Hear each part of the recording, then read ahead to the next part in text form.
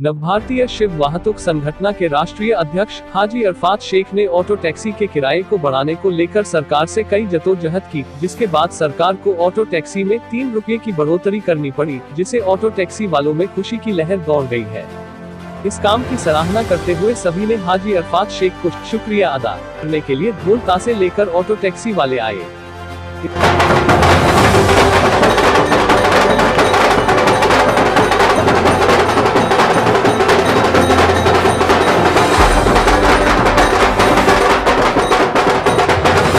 इस मौके पर नवभारतीय शिव वाहतुक संगठन की महिला अध्यक्ष मदीना शेख, महिला पदाधिकारी और कार्यकर्ता मौजूद रहे और साथ ही कई ऑटो टैक्सी वालों ने ट्रैफिक पुलिस वालों से होने वाली समस्याओं को भी बयान किया और उसे जल्द छुटकारा मिले उसकी गुहार नवभारतीय शिव वाहतुक संगठन के राष्ट्रीय अध्यक्ष हाजी अरफात शेख से लगाई है, ताकि सड़कों पर दिन रात अपना खून पसीना बहाने वाले ऑटो टैक्सी वाले अपना रोजगार सही तरीके से चला सके।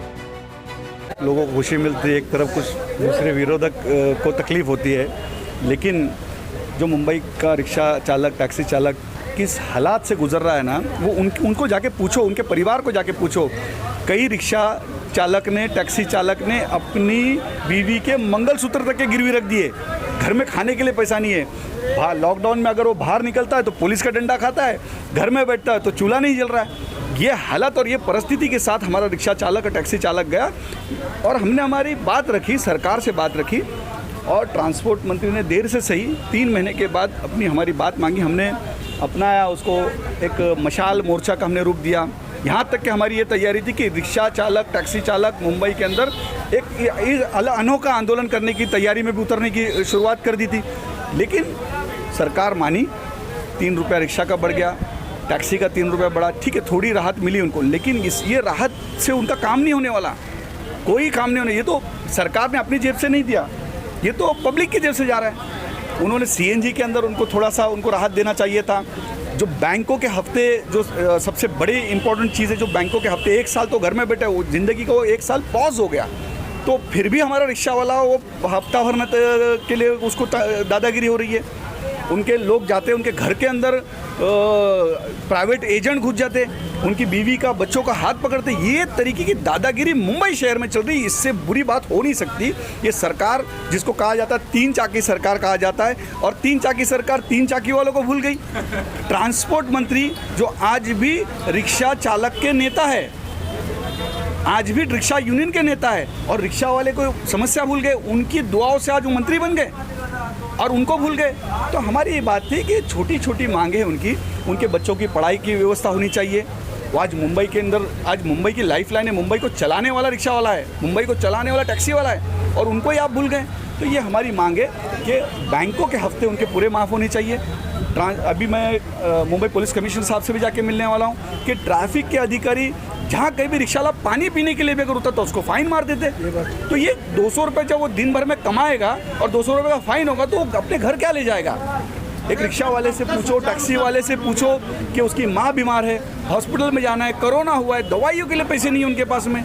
अगर वो जाना है, वो माँ को देखे, फैमिली देखे या पैसेंजर को देखे, और 1 मिनट पानी भी पीने के लिए अगर वो उतरता है तो उसको 200 रुपये का फाइन पड़ता है। ये सारी चीज़ों से रिक्शा टैक्सी वाला जूझ रहा है।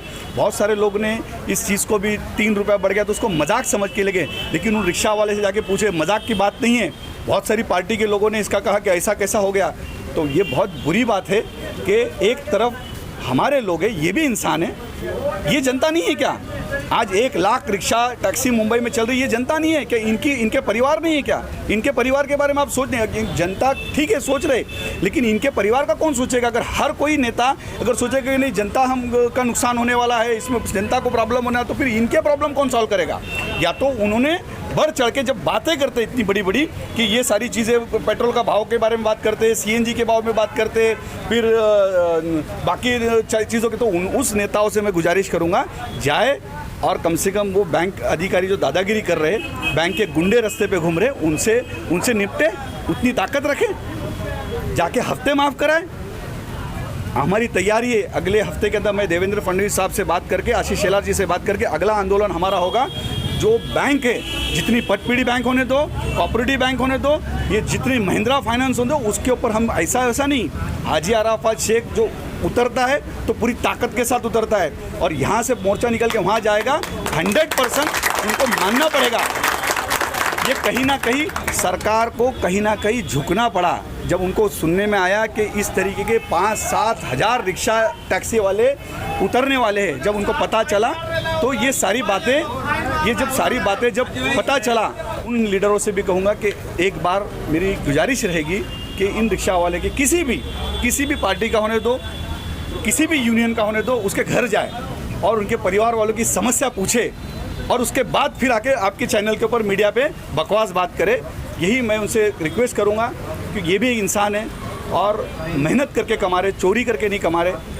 उनके परिवार की जिम्मेदारी उनके ऊपर है, उनके बच्चों की स्कूल की फ़ी की जिम्मेदारी उनके ऊपर है। सीएनजी के अभी कई रिक्शा वाले तो भाड़े पे चलते, तो उनको खुद का भी कमाना है और मालिक को भी देना है, ये भी उनके ऊपर एक समस्या है। तो वो दिन भर कोशिश करता है कि मैं 200 रुपये से ज़्यादा कमाऊँ।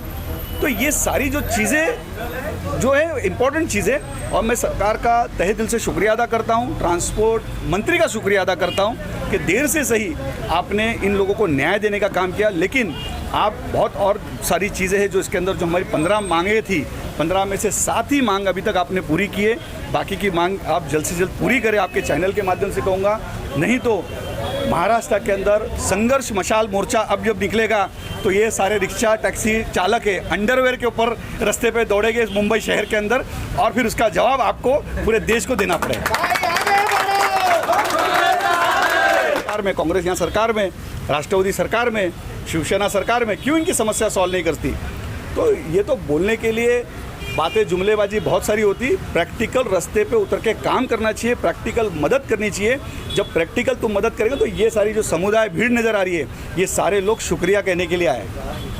ये अपने आप में एक बड़ी बात है, आंदोलन के लिए नहीं आए। ये अपना धंधा आज इनका अगर वहाँ अगर 2 घंटा पहले अगर निकले होंगे तो कम से कम इनका 100 रुपये का इनका नुकसान हुआ होगा, लेकिन उन्होंने अपने 100 रुपये की परवाह नहीं की कि हमारा कई साल से, कई महीने से हम संघर्ष कर रहे थे और वो मांग पूरी हुई, और इसके बाद हम आने वाले कल के अंदर बहुत ज़्यादा से ज़्यादा पैसा घर कमा के ले जाएंगे और अपने बच्चों की परवरिश करेंगे। ये इसका जवाब भारतीय जनता पार्टी का आज विजय हुआ है। सरकार में बैठा कोई है, लेकिन जीत भारतीय जनता पार्टी की हुई है। अरे जो रिक्शा टैक्सी वाले हैं वो लोग को इतनी समस्या, इतनी प्रॉब्लम आ रही है कि लॉकडाउन के वजह से वो इतना परेशान है कि वो अपना घर नहीं चला सकते हैं, बराबर। और उसके बाद वो लोग बोलते हैं कि तुम लोन भरो, फिर बोलते हैं कि तुम लोग जो है मतलब गाड़ी जमा हो जाएगी तुम्हारी। तो गवर्नमेंट से ये क्या तरीका है कि मतलब वो अपना घर नहीं चला सकते बेचारे गरीब लोग, तो वो लोग लोन कहाँ से भरेंगे? और मेरा ये बोलने का मतलब है कि मतलब जो रिक्शा टैक्सी वाले हैं, गरीब हमारे भाई बहन लोग, वो लोग का जो लोन है वो माफ़ किया जाए। दूसरी बात यह है कि जो उस पर उन लोगों ने ब्याज लगाया है वो ब्याज हटाया जाए, ठीक है। तीसरी बात यह है कि वो रिक्शा ड्राइवर सुबह में भूखा प्यासा निकलता है अपने बच्चे पालने के लिए, और कभी उसको भूख लगती है और वो कहीं साइड में गाड़ी खड़ी करके और वो बोलता हम एक वड़ा पाव खा लेंगे, तो आरटीओ वाले आके उसका फ़ोटो मारते हैं, और फ़ोटो मार के जो है ना वो उसका जो है उन लोग के ऊपर फ़ाइन चढ़ा देते हैं। ये कोई तरीका नहीं है।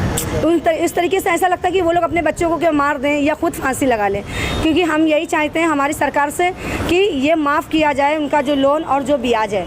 और दूसरी बात, रिक्शा जो इतने बढ़ चुके हैं, टैक्सी जो बढ़ चुकी, उनके लिए स्टैंड बनाया जाए। अगर उनके लिए स्टैंड रहेगा तो वो इधर उधर कहीं नहीं खड़ी की जाएगी, बराबर। दूसरी बात, हमारी महिला संगठन जो है इतनी तादादों में है, हम लोग पूरा जो उन लोग को ड्राइविंग सिखा रहे हैं अभी, फिर उनको रिक्शा भी दे रहे हैं, टैक्सी सीखना चाहिए तो टैक्सी भी हम उनको दे रहे हैं, और उनको प्लस हम लोग एयरपोर्ट में उनको सेटिंग करके भी देंगे। और हमारी महिला कोई चीज़ से कम नहीं है, हमारी महिला बहुत आगे तक जाना चाहती है और बहुत आगे तक आएंगी, क्योंकि उनमें उतनी हिम्मत है। हाजी भाई का सपोर्ट है हम लोग के साथ में। और हम ये चाहते हैं कि जो अभी मीटर 18 रुपये गिरता था, अब ये 21 रुपये हो जाएगा, और हम लोग उसका अभी जश्न मना रहे हैं, क्योंकि वो पेपर वर्क अपना बात हो रही थी, सब पत्रकार देखे तो मोर्चा नहीं निकालो बोले, हम लोग बैठ के मीटिंग करेंगे। तो मीटिंग के माध्यम से अभी ये बात हुई है कि ठीक है कोई बात नहीं, हम लोग मतलब बढ़ाएंगे। तो बातें हो चुकी हैं, का पैसा बढ़ गया है, बराबर, गैस का पैसा बढ़ गया है, पेट्रोल का पैसा बढ़ गया है, तो फिर अगर उनके मीटर में बढ़ोतरी नहीं आएगी तो ये कैसे चलेगा?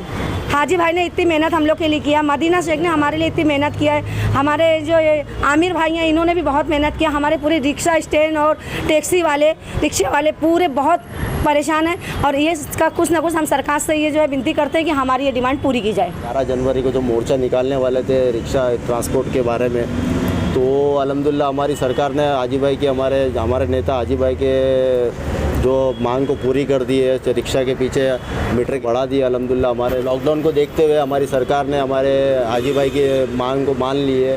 तो अल्हम्दुलिल्लाह हम लोग दुआ करेंगे इंशाल्लाह हाजी भाई इसी काम करते रहे अल्हम्दुलिल्लाह हमारा, और हमारे रिक्शा ट्रांसपोर्ट वाले को इसी तरह से फ़ायदा मिलते रहे अल्हम्दुलिल्लाह। हम हमारे हाजी भाई के साथ में इंशाल्लाह जो भी होगा आगे इंशाल्लाह हम उनके साथ में ही रहेंगे। ट्रैफिक वाले इस वक्त अभी बहुत सी तकलीफ़ है, जैसा हमारी आपा रेशमा आपा ने बोले कि बहुत से रिक्शा वाले को जैसा लॉकडाउन में खड़ी रखे 8 महीना 9 महीना रिक्शा खड़ी रखे। अभी भी इस वक्त भी धंधा इतना नहीं है। लोग बैंक वाले परेशान कर रहे हैं कि भाई अब ये भरो, कि कई लोग की गाड़ी लेके चले गए।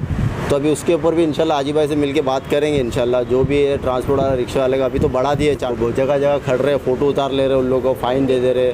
अभी इंशाल्लाह देखेंगे, लोन के बारे में भी बात करेंगे क्योंकि उसमें ब्याज पे ब्याज लग रहा है, तो इंशाल्लाह उसके बारे में भी कुछ बात करेंगे हाजी भाई से। हाजी भाई देखेंगे ऊपर लेवल पर क्या बात करते हैं इंशाल्लाह।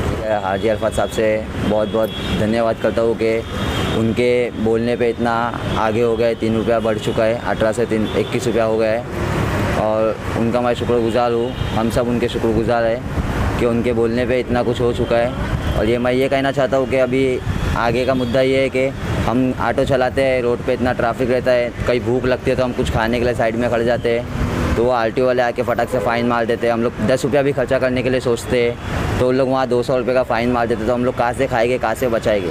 फिर हम लोग लोन कैसा भरेंगे जब इतना हो जाएगा? फिर पासिंग को जाओ तो फिर वो उनका फ़ाइन भरो, ये सब ऐसा चलेगा तो फिर हम कैसा करेंगे?